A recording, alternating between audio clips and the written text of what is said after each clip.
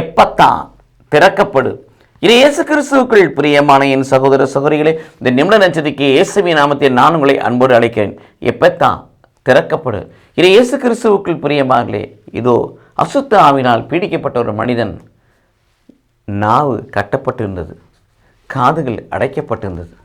ஆகவே பெருமூச்சு விட்டு இவன் அசுத்த ஆவினால் இவ்விதமான நோய்க்கு அவன் ஆளாயிருக்கிறான். அசுத்த ஆவி அவனை நாவை கட்டுப்படுத்தி வைத்திருக்கிறது, காதை அடைத்து வைத்திருக்கிறது. அவனால் கேட்க முடியவில்லை, அவனால் பேச முடியவில்லை. ஆகவே அவன் பரிதாபம் கொள்கிறார், மனதில் கொள்கிறார். ஆகவே பெருமூச்சு விட்டு வானத்தை அண்ணாந்து பார்த்து எபேத்தா திறக்கப்படுக என்று சொன்னான். காதுகள் திறக்கப்பட்டு ஆண்டவர் சொல்வதை கேட்டான். நாவின் கட்டுகள் அழுக்கப்பட்டு அவன் பேசக்கூடியவனாய் மாறினான்.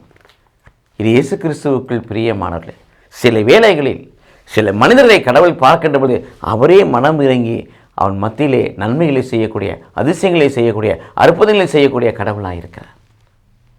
ஏனென்றால் அவனால் எல்லாம் கூடும். திருப்பாடல் 33:9 வாசிக்கிறோம், அவர் சொன்னால் அது ஆகும், கட்டளையிட்டார் நிற்கும். எப்பத்தான் திறக்கப்படும் சொன்னார், கட்டளையிட்டார், திறக்கப்பட்டது, கட்டுகள் அவிழ்க்கப்பட்டது. அவர் நேற்றும் இன்றும் மாறாதவராய் நமக்கும் அப்படிப்பட்ட ஆணைகளை பிறப்பிப்பார். அவரை அணுகிச் செல்வோம், விடுதலை பெறுவோம். கடவுள் நம்மை ஆசீர்வதிப்பாராக. ஆமேன்.